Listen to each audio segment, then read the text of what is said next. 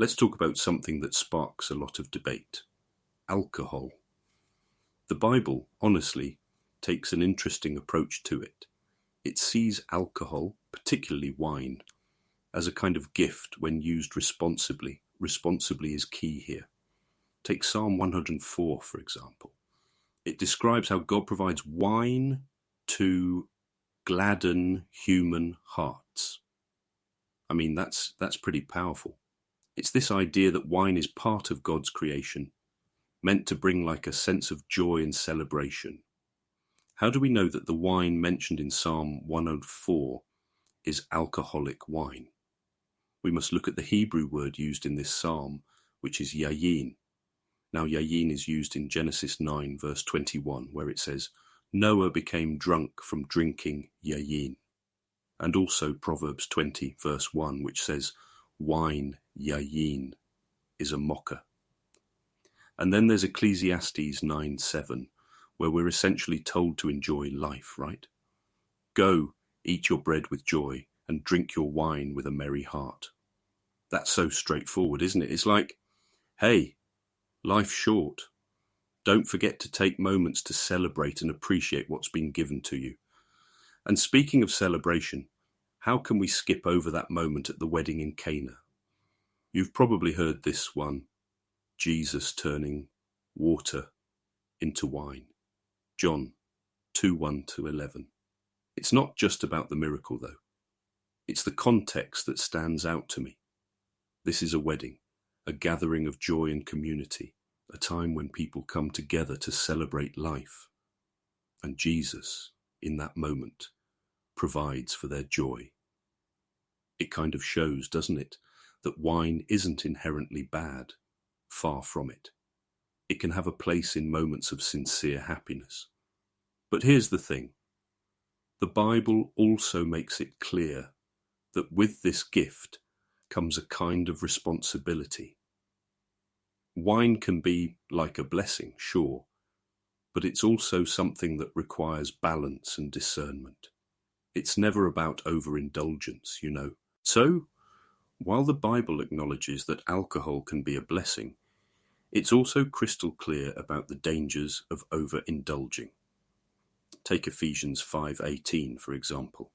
It tells us, do not get drunk on wine, which leads to debauchery. Instead, be filled with the Spirit. That word debauchery, it's heavy, right?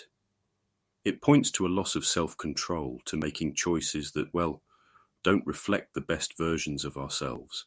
And Proverbs 21, it doesn't pull any punches either. It calls wine a mocker and strong drink raging.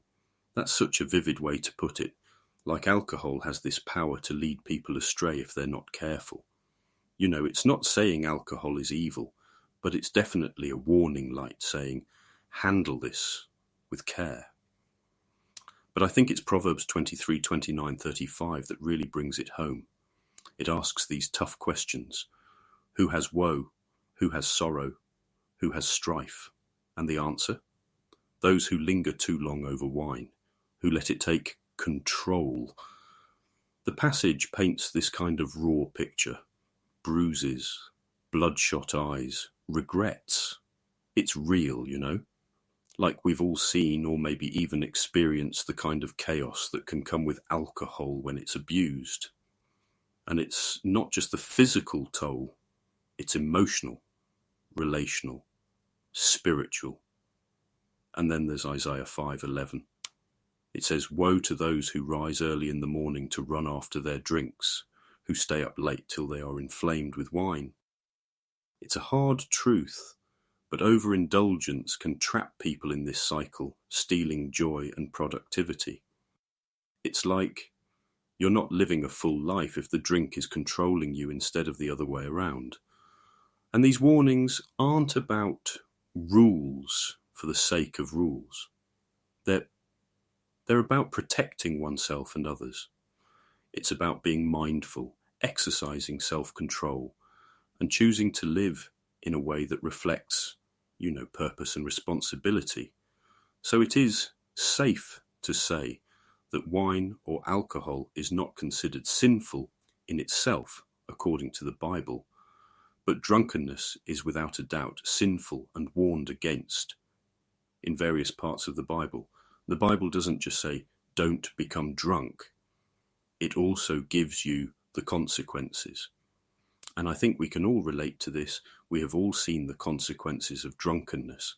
All right, let's talk about leadership and accountability when it comes to alcohol.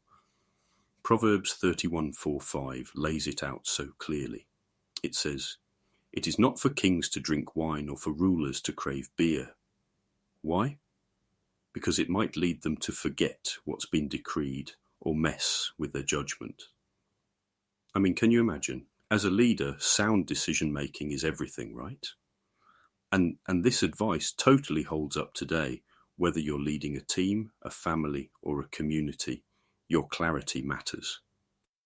Then, in the New Testament, 1 Timothy 3:2-3 takes it even further. Paul says that overseers, basically leaders in the church, should not be given to drunkenness. It's this idea again of responsibility. You're representing more than just yourself. It's like, as a leader, your actions are magnified. What you do sets the tone for those who look up to you. Now, let's expand that a bit with Romans 14:21.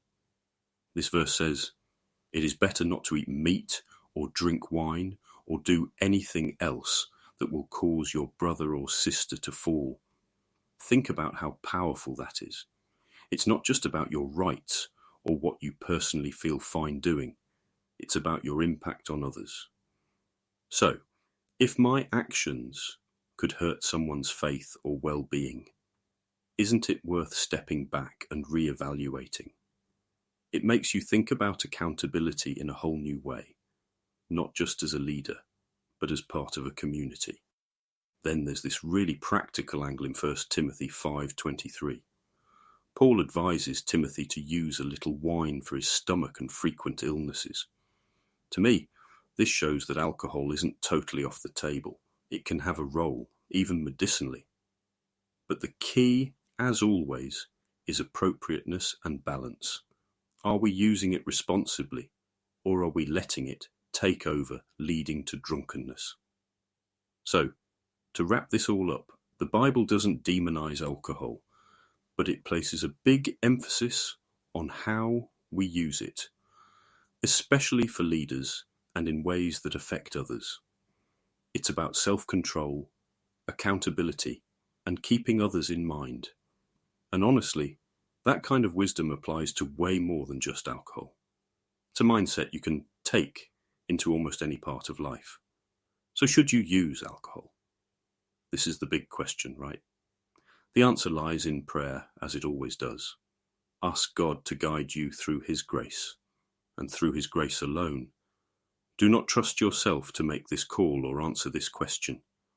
When you receive an answer, always test this against the Bible, the Word of God, and be sure that if it goes against what is contained in the Bible, it doesn't come from God. And that's all for today. It's been such a rich conversation, diving into what the Bible has to say about this topic. I hope it gave you some insights, maybe even sparked some questions or reflections of your own. Please consider sharing this and also join the discussion in the comments. Also, feel free to discuss other topics, and we will do a talk on that as well. On that note, we'll see you next time, and God bless and keep you.